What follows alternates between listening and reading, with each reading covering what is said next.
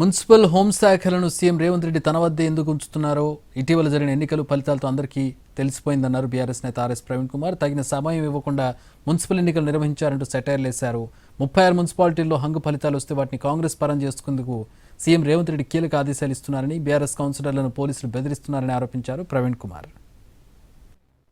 Police శాఖను కూడా ఆయన ఎందుకు పెట్టుకున్నారన్న విషయం తెలంగాణ ప్రజలకి మున్సిపల్ ఎలక్షన్ల సందర్భంగా చాలా క్లియర్గా అర్థమవుతా ఉన్నది.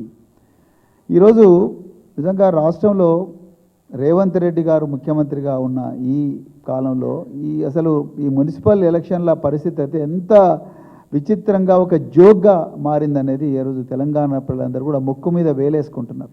36 మున్సిపాలిటీస్ హంగులో ఉంటే ముఖ్యమంత్రి గారు ఏమి ఆదేశాలు ఇస్తున్నారు చూడండి. ముఖ్యమంత్రి అండ్ హోంమంత్రి ఏం ఆదేశాలు ఇస్తున్నారు?